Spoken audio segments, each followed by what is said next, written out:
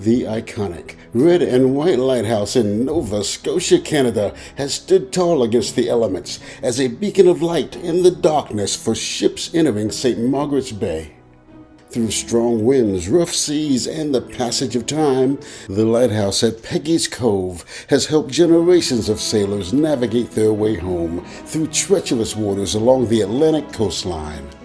The lighthouse at Peggy's Cove is among the most recognizable landmarks in Canada, and it's made Peggy's Cove one of the most famous fishing villages in the world. The legend is that the village got its name from the sole survivor of a shipwreck at Halibut Rock near the cove. As the story goes, a little girl too young to remember her name crawled up over the rocks and made her way to shore. She was taken care of by the locals, and they named her Peggy. She grew up there, married there, and stayed there. As years went by, visitors began referring to the area as Peggy's Cove.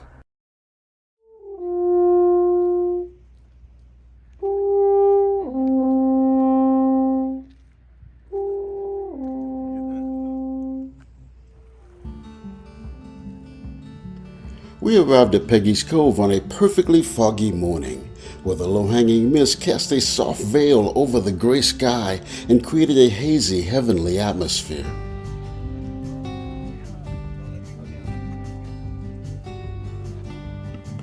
A dreamscape of soft grays and muted blues blurred the boundaries between the sky and the ocean.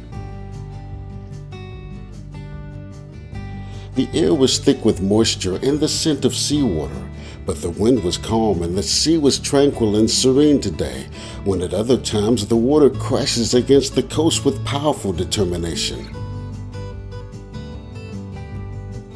The mound of ancient rocks that surround the lighthouse at Peggy's Cove bear testimony to the power of waves over thousands of years, wearing granite rock smooth against the force of relentless tides and mighty storms that lash the coastline.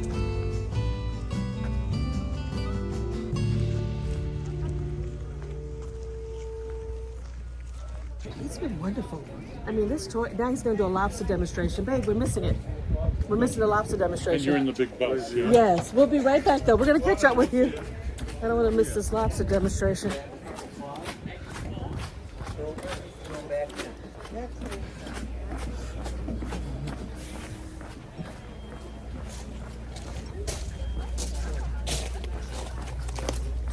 It's one of us or one of them.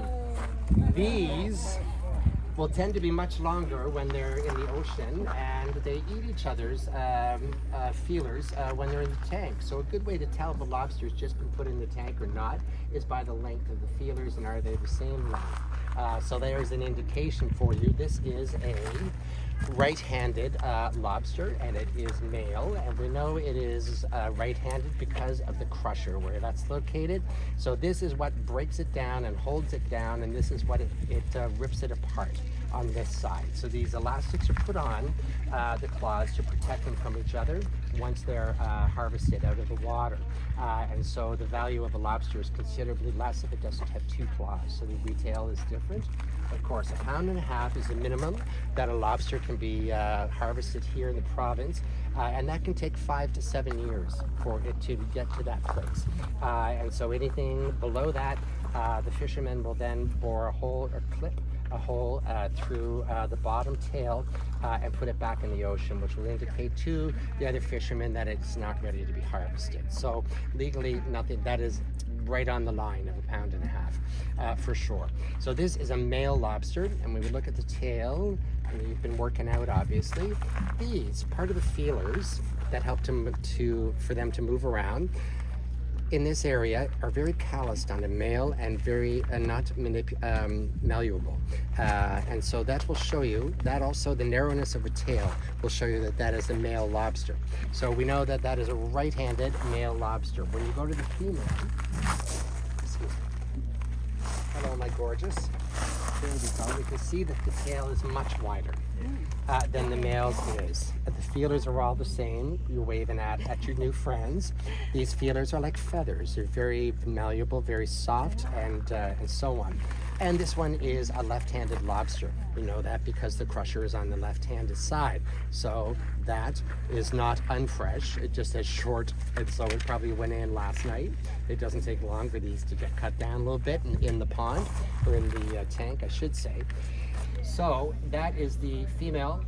What else do we know? Well, my grandfather would be embarrassed to have this lobster lunch in his lunch bucket as a kid. When we moved to Canada, it was embarrassing because they were thought to have been poor because they only had a lobster sandwich. So these were far from delicacies. And in Nova Scotia, the value of the fish, of the meat, was so minimal. The value was actually in the shell. They would take the meat out of the shell, grind the shell, and add it to the soil in the gardens, in the grounds on the ocean side, in order to lift the nutrient value of the soil and make better crops for the growth of potatoes and other vegetables such as that.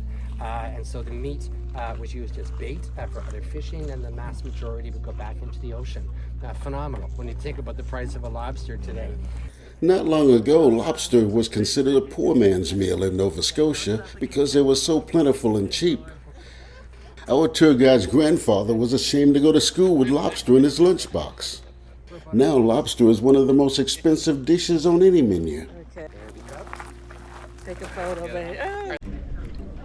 Beneath the charm of Peggy's Cove lies a perilous reality. Visitors have died here.